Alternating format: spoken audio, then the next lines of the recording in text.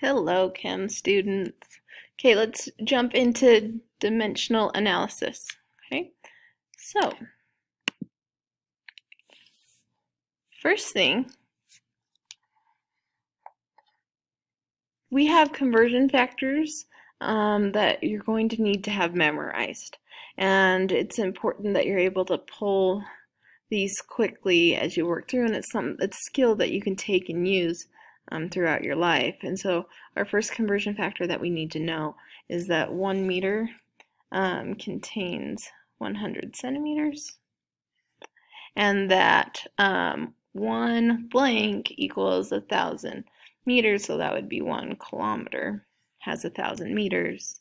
1 centimeter contains 10 millimeters. 1 liter has 1,000 milliliters, and 1 kilogram has 1,000 grams, and then we have 1 gram contains 1,000 milligrams. Okay, so if you need to put a star or a square around that, like these are the ones that we have to have memorized for our exam that's coming up. Okay, so today we're going to be talking about the goalpost method. And the goalpost method is an amazing tool that we're going to be using throughout the year.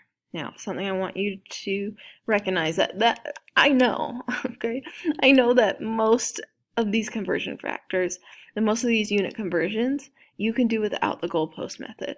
That you're these smart, wonderful kids that know how to move that decimal place and figure all of that out, okay? I'm aware of that. So what the goal is here is to learn how to use this tool of the goalpost method, so that then when concepts get harder, like when we start talking about stoichiometry later in the year, you are already comfortable with this amazing tool and you can focus on the harder conceptual side. Okay, so we're going to take something that we already understand, unit conversions, and we're going to learn about this tool, and then we're going to take this tool with us to apply throughout the year. Okay, so let's look at this. With the goalpost method, what you do is in the upper left, you start with what you know. Okay, and so this is like your starting units.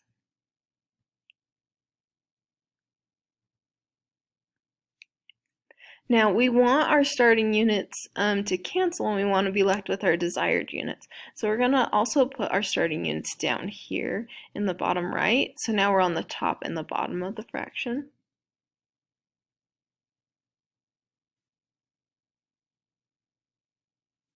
Okay, and we're going to put our desired units on the top.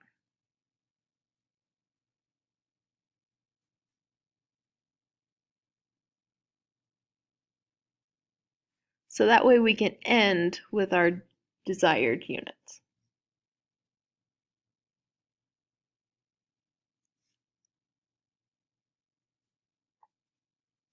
All right, let's practice this. Let's go through a few examples together.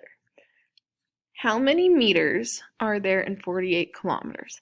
I like to underline what I'm starting with and what I'm ending with. Okay, so I'm starting with 48 kilometers. So what I'm starting with always goes in the upper left. And I want to end with meters, so that's going to be in the upper right. Okay. Kilometers also go in the bottom right so that they'll cancel. And then I look at this and I say, what is my conversion factor here? Of that list of items that I had to have memorized. Well, I know that 1 kilometer contains 1,000 meters. Okay? Now, here's what the benefit of the goalpost method. It's a way that we can organize these fractions. So essentially what we're doing here is we're taking this fraction and we're multiplying it by that fraction. And when you multiply fractions, you multiply everything on the top of the fraction and then divide that by everything that's on the bottom of the fraction.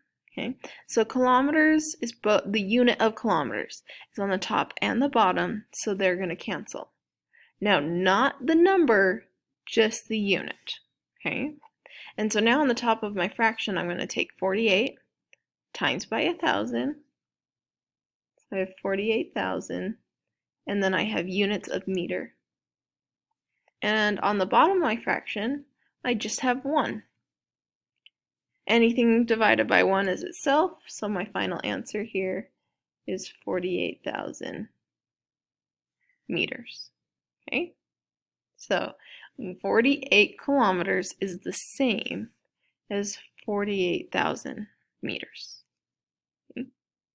Let's try a couple of these down here.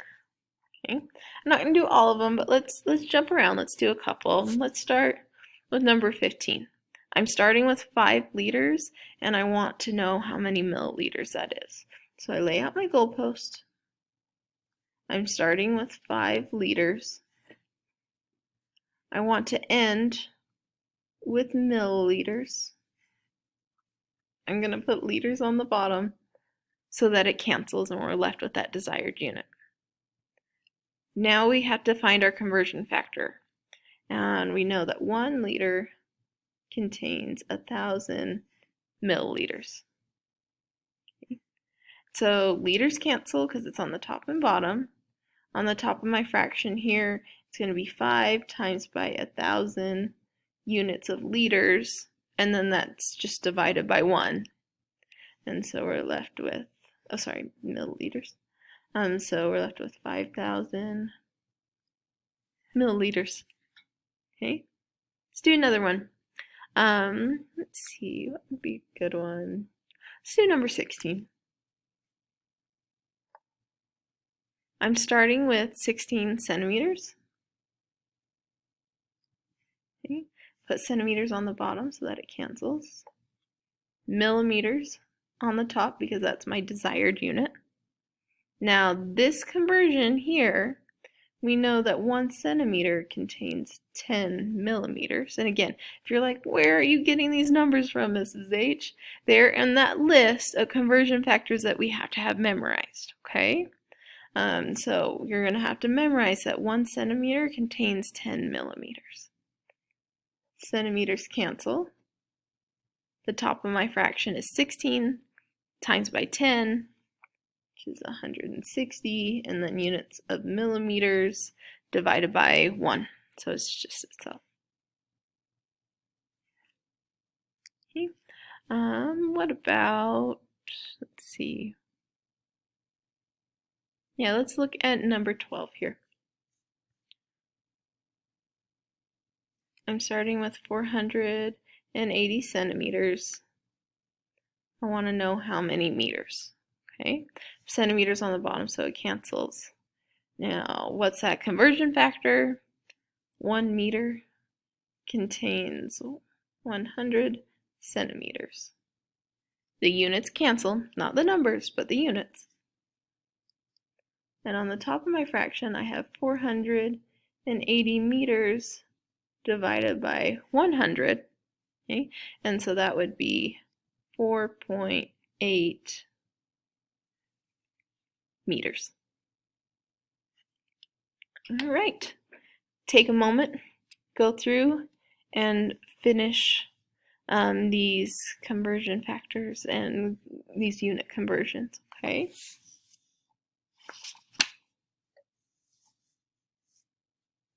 And then when we get back, we're going to do a couple more examples, and then we're going to talk about percent error.